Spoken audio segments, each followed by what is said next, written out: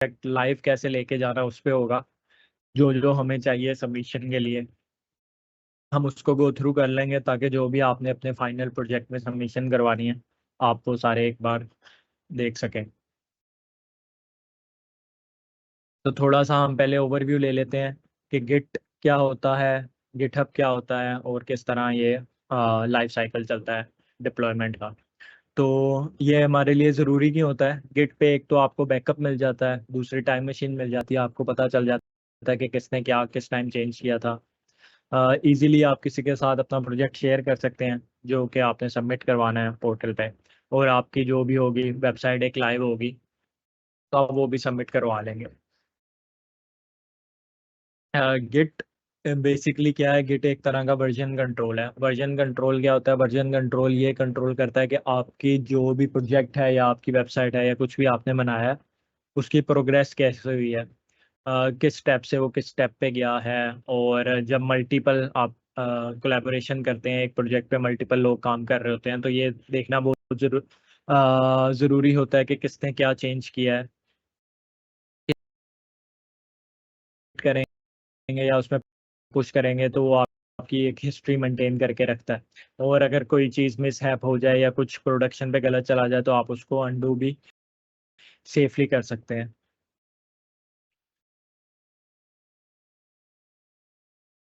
और दूसरी चीज़ है गिटहब।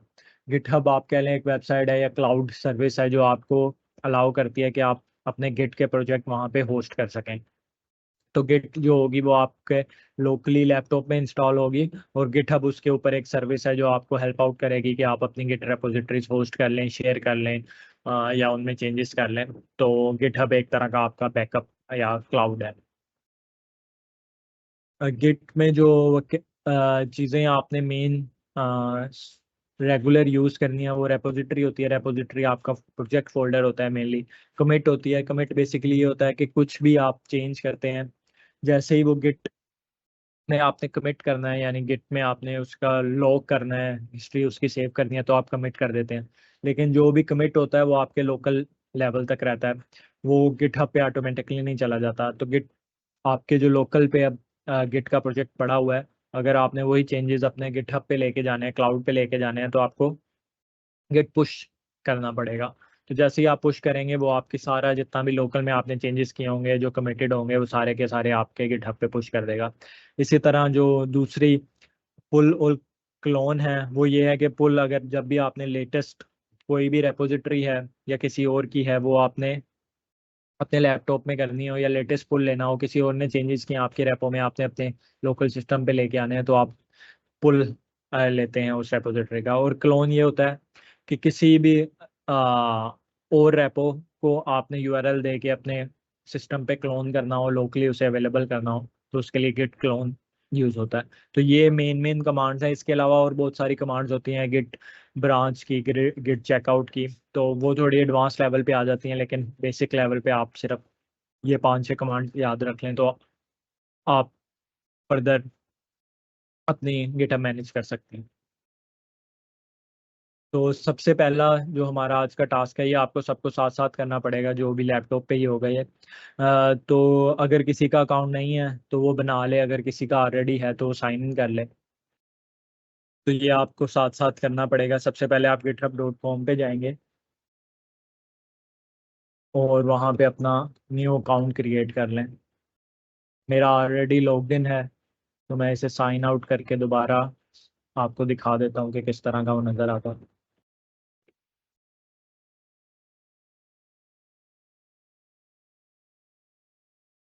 तो आप github.com पे जाएंगे, कुछ इस तरह का आपको स्क्रीन नज़र आ जाएगी और आप साइन इन पे क्लिक करेंगे। आप चाहें तो यहाँ से गूगल या एप्पल के साथ कनेक्ट कर सकते हैं, मैंने गूगल के साथ किया हुआ है, या फिर आप अपना एक डेडिकेटली एक अकाउंट यहाँ पे बना सकते हैं। साइन अप जिन्होंने करना है वो यहाँ पे आके गूगल से कंटिन्यू कर लें, या फिर अपना पूरा एक साइन अप फॉर्म फिल करके साइन अप कर लें। जिनका ऑलरेडी अकाउंट है वो ऑलरेडी लॉग इन कर लें। तो मैंने गूगल के साथ कनेक्ट किया हुआ है तो मैं अपना अकाउंट लॉग इन कर लूँगा।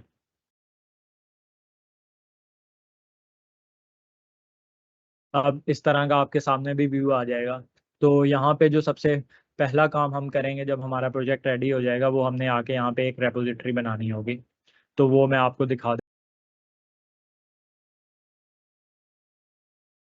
आप लोग अपना गिटहब का अकाउंट ओपन करके एटलीस्ट इस स्टेप तक सारे आ जाएं, फिर मैं आपको नेक्स्ट चीज़ बताता हूँ। इसके लिए आप 4 मिनट्स ले लें। 3:20 पे मैं नेक्स्ट स्टेप पे जाऊँगा, तब तक मैं आपके क्वेश्चन रीड कर लूँ।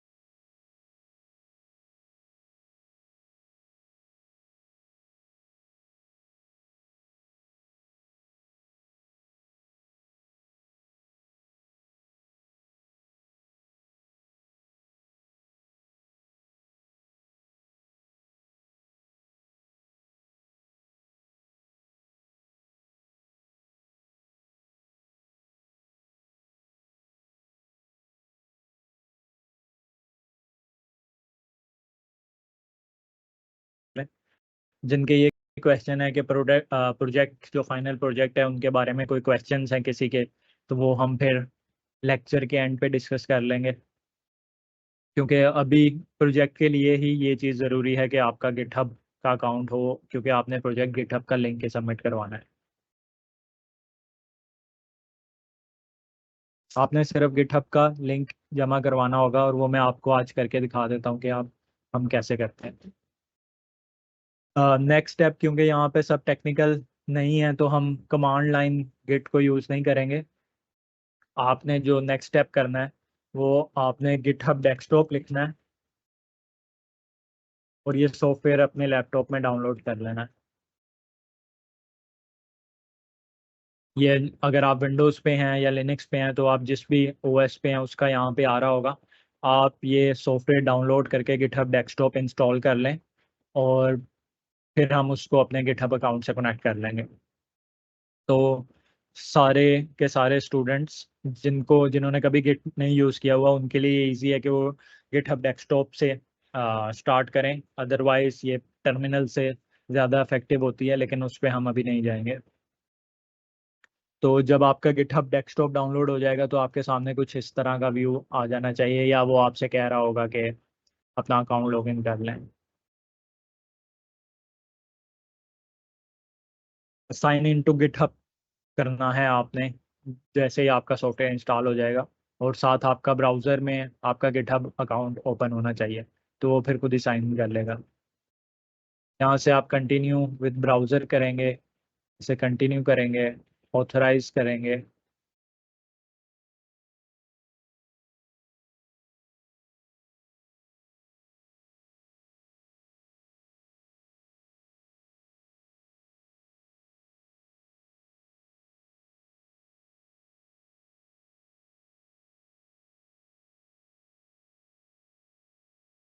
तो आपका ये गिटहब अकाउंट यहाँ पे लॉगिन हो जाएगा। यहाँ पे आप लोग देख सकेंगे कि कौन सा आपका अकाउंट लॉगिन है।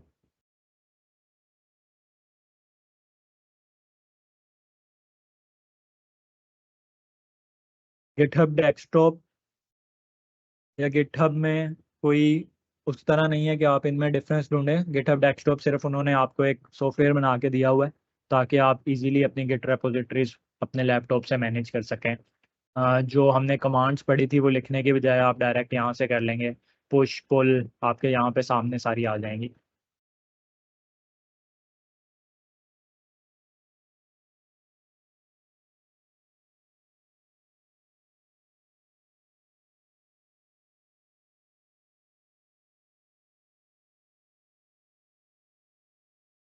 गिटहब डेस्कटॉप थोड़ा सा टाइम लेगा आपका डाउनलोड होने में, तो आप उसे डाउनलोड पे लगा रहने दें और आप उसे इंस्टॉल होने दें। तब तक हम नेक्स्ट स्टेप देख लेते हैं।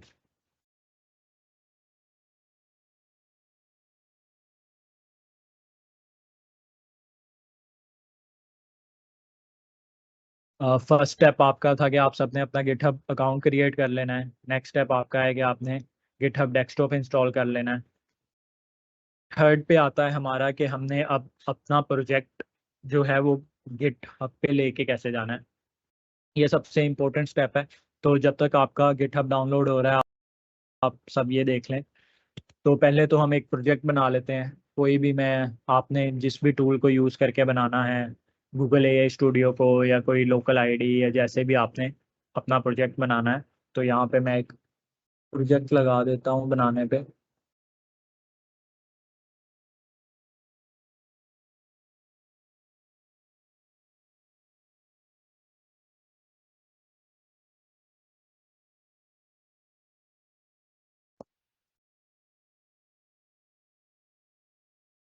मैं एक सिंपल एआई एजुकेशन की वेबसाइट बना रहा हूँ पाकिस्तान के लिए। तो हम देखेंगे कि जब हमारा प्रोजेक्ट बन जाता है तो उसको हम गिटहब पे कैसे ले जा सकते हैं।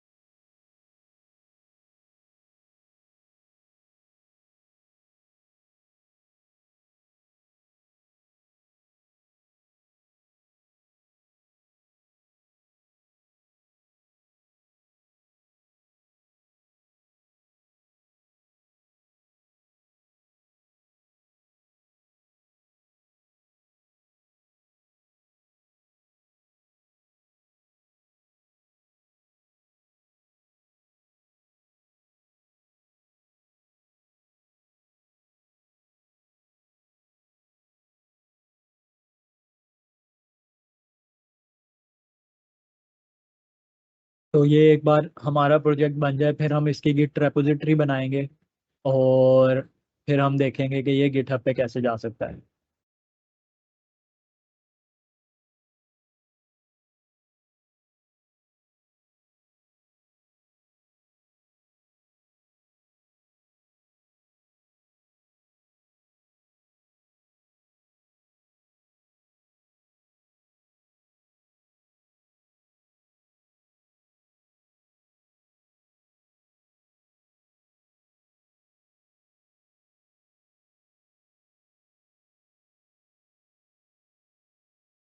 प्रोजेक्ट आप किसी भी टूल पे बना सकते हैं। ये मैंने गूगल एआई स्टूडियो पे बनाया है, लेकिन आपने फाइनल प्रोजेक्ट जिस भी टूल पे बनाना है जो हमने पूरे कोर्स में चीज़ें सीखी हैं आप उनमें से कोई भी टूल यूज़ करके अपना प्रोजेक्ट बना सकते हैं।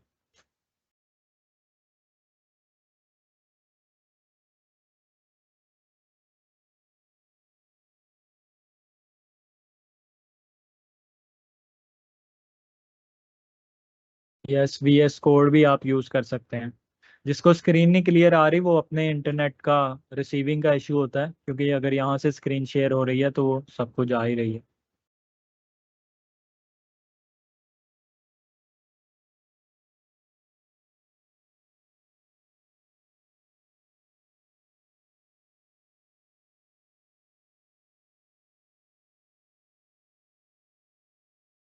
गिटहब डेस्कटॉप, जिसको गिटहब कमांड लाइन यूज़ नहीं करनी आती उसके लिए डेस्कटॉप डाउनलोड करना ज़रूरी है, क्योंकि अदरवाइज़ आप गिटहब पे पुश नहीं कर पाएंगे। लेकिन अगर आपको GitHub command line already use करनी आती है तो आप गिटहब डेस्कटॉप के बगैर भी कर सकते हैं।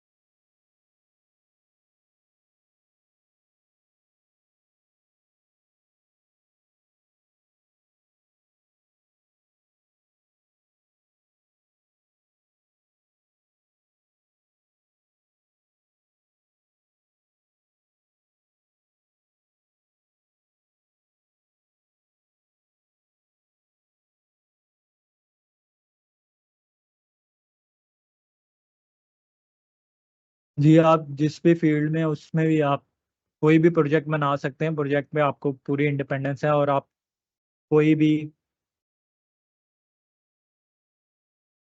टूल यूज करके बना सकते हैं।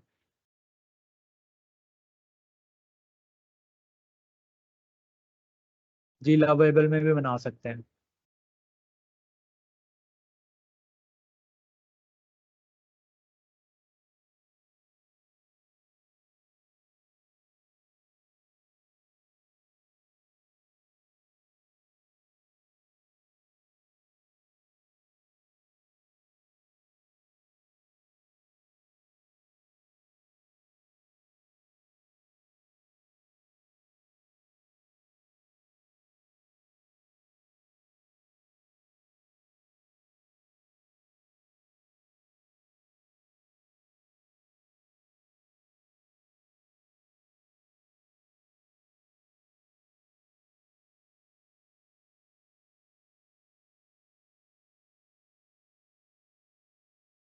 अब ये देख लें कि हमारी वेबसाइट बन गई है।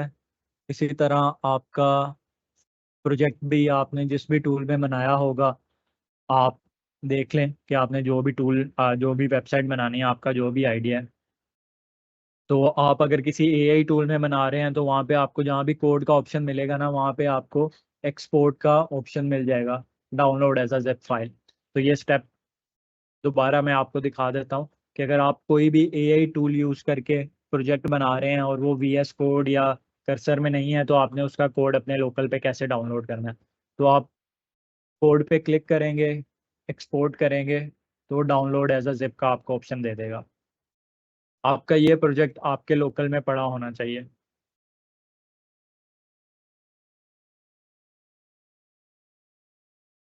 तो ये मेरा प्रोजेक्ट पड़ा है आपके जिस भी फोल्डर में पड़ा होगा। अब जो हमारा नेक्स्ट स्टेप है वो ये है कि हमने इसे गिटहब पे लेके जाना है। गिटहब पे हम कैसे लेके जा सकते हैं? आप गिटहब डेस्कटॉप ओपन करेंगे, उसमें यहाँ पे आपको या तो स्टार्ट में या यहाँ पे आपको एक ऐड का ऑप्शन आ रहा होगा। तो आप क्रिएट न्यू रिपोजिटरी भी कर सकते हैं या ऐड एग्जिस्टेंस भी कर सकते हैं। यहाँ पे आप अपने प्रोजेक्ट का पाथ चूज कर लें। जैसे मेरा प्रोजेक्ट डेस्कटॉप पे पड़ा है और मैं इसको सिलेक्ट कर लेता हूँ। जैसे ही मैं इसको ऐड करूँगा तो ये मुझे ऑप्शन दे देगा गिट रेपोजिटरी बनाने की। तो यहाँ पे जब मैं क्रिएट रेपोजिटरी कर दूंगा तो ये मेरा प्रोजेक्ट बन जाएगा।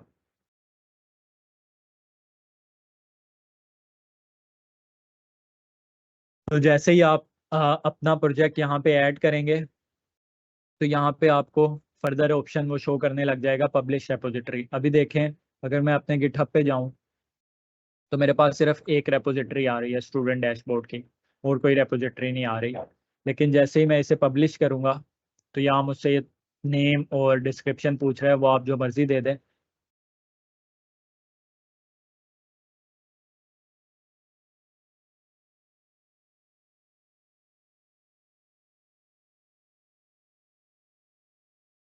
अब मैं यहाँ आके देखूंगा तो ये देखें, ये मेरी रेपोजिटरी बन गई है।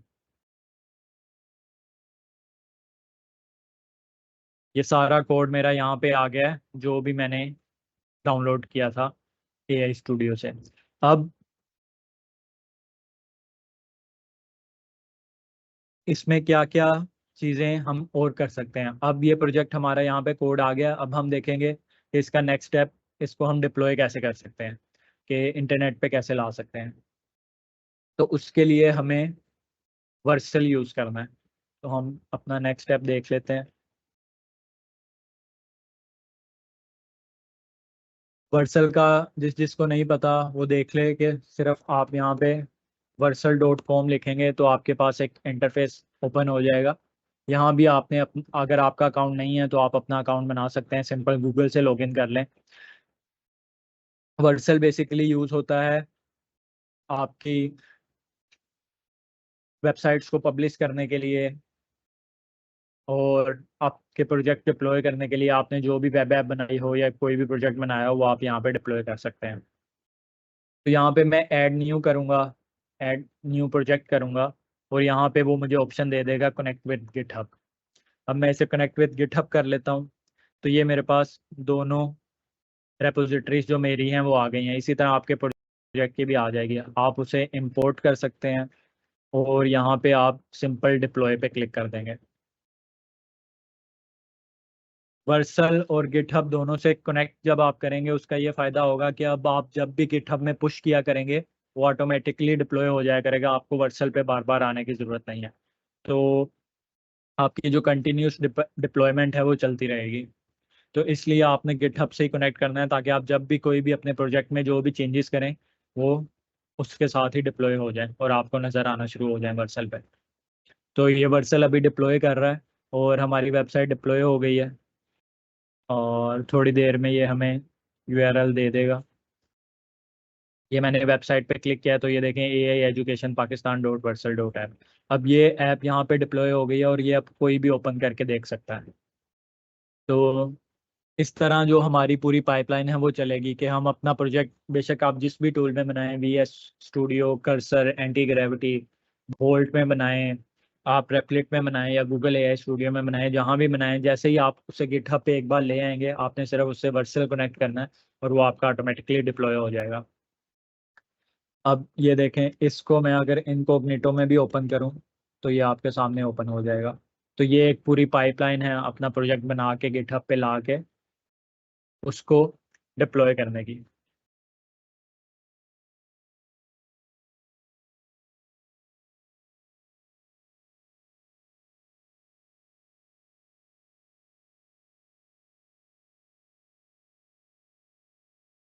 ठीक है, हमने अपना प्रोजेक्ट बना लिया, उसको गिटहब पे पब्लिश कर लिया।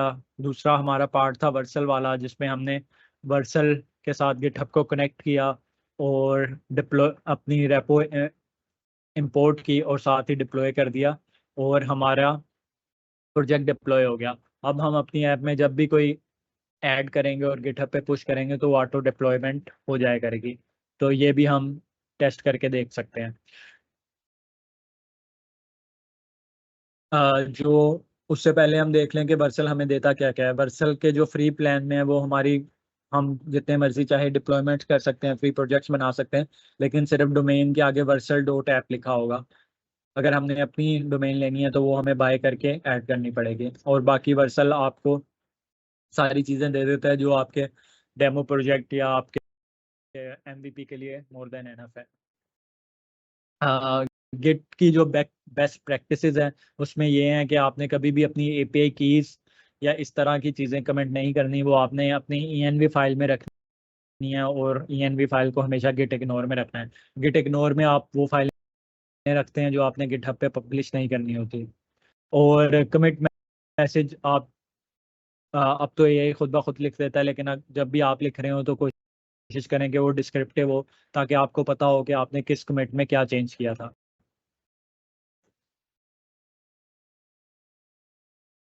आप सब भी एक बार गिटहब डेस्कटॉप या जिसने डायरेक्ट करना है वो डायरेक्ट करके ये पूरी पाइपलाइन चला के देख लें।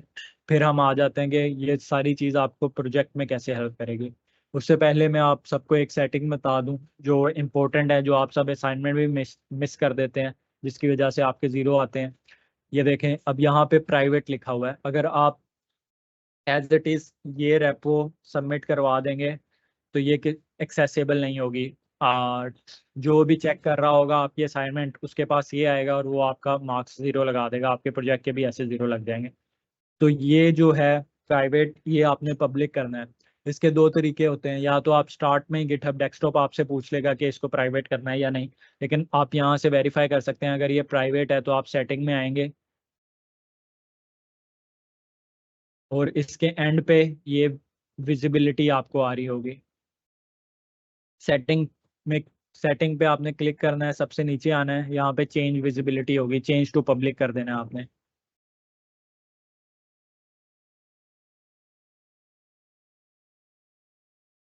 और जैसे ही आप रेपोजिटरी पब्लिक करेंगे तो दोबारा जब आप मेन पेज पे आएंगे तो यहाँ पे पब्लिक नज़र आ जाएगा। और जब अब मैं ये URL कॉपी करूँगा और इनकॉग्निटो में पेस्ट करूँगा, या आप भी खुद भी इनकॉग्निटो में पेस्ट करके ये चीज़ चेक कर सकते हैं कि आपका URL पब्लिक हुआ है कि नहीं। तो अब जब भी मैं इसे इनकॉग्निटो में खोलूँगा तो ये देखें, ये मेरे पास आपका प्रोजेक्ट एक्सेस हो रहा है, तो जो भी चेकर होगा अगर उसके पास एक्सेस होगा तो वो आपकी मार्किंग कर सकेगा, अदरवाइज आपके ज़ीरो ही लगेंगे अगर आपने इसको प्राइवेट छोड़ दिया। तो ये एक ज़रूरी स्टेप है आपके प्रोजेक्ट के लिए। और इसके अलावा आपके प्रोजेक्ट की डिस्क्रिप्शन अगर आप देखें तो उसमें लिखा हुआ है कि जो आपकी रीडमी है बेसिकली वो आपकी डॉक्यूमेंटेशन है। ये रीडमी फाइल, तो रीडमी फाइल क्या होती है? रीडमी फाइल बेसिकली आपके प्रोजेक्ट में readme dot M D file के नेम से होगी। आप जिस भी एआई टूल में काम कर रहे हैं आप उससे कह सकते हैं कि मेरी रीडमी इस तरह की लिख दे, तो रीडमी में जो भी आप लिखेंगे ना वो यहाँ नीचे शो हो जाएगा। अब इसकी रीडमी में ये लिखा हुआ है, तो आपने अपनी रीडमी में सारी चीज़ें लिखनी है, अपनी प्रोजेक्ट की आइडिया क्या है, सारी जो एक फाइनल प्रोजेक्ट की रिपोर्ट होती है वो आपने रीडमी में लिखनी है, और अपनी ऐप का यूआरएल देना है। जिस तरह आप हमारी ऐप का यूआरएल ये है तो ये रीडमी में होना चाहिए। तो मैं अगर यहाँ पे आता हूँ, अपना प्रोजेक्ट ओपन करता हूँ, मैं वीएस कोड में अपना ये प्रोजेक्ट ओपन कर लेता हूँ जो मैंने अभी बनाया है। ये मैं वीएस कोड में आ गया और यहाँ पे ये मुझे रीडमी नज़र आ जाएगी। आप चाहें तो एआई टूल में रीडमी को अपडेट कर सकते हैं, या खुद से इस तरह किसी भी टेक्स्ट एडिटर में खोल के अपडेट कर सकते हैं, और यहाँ से आप साथ साथ व्यू कर सकते हैं कि आपको रीडमी में क्या नज़र आ रहा होगा। तो इसको मैं एडिट कर, आप जैसे भी यूआरएल लिखें तो ये यहाँ डिप्लॉयड है, दिस इज।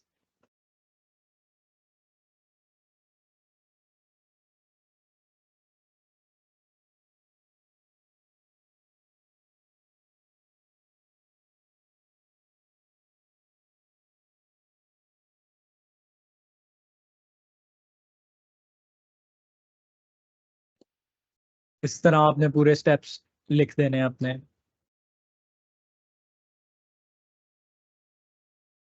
ये तो मैं सैंपल रख रहा हूँ, लेकिन आपकी जो रीडमी है वो बहुत ज़्यादा डिटेल्ड और कॉम्प्रहेंसिव होनी चाहिए, जिसको पढ़ के ही पता चल जाए चेकर को कि उसने क्या क्या चीज़ें चेक करनी है, ताकि उसे ज़्यादा एक्सप्लोर ना करनी पड़े। तो आप जितनी बेहतर रीडमी लिखेंगे उतने ही आपके ज़्यादा मार्क्स लेने के चांसेस हो जाएंगे। और अगर एआई टूल से लिखवाओ तो मैं, अगर इस जहाँ मैंने ऐप बनाई है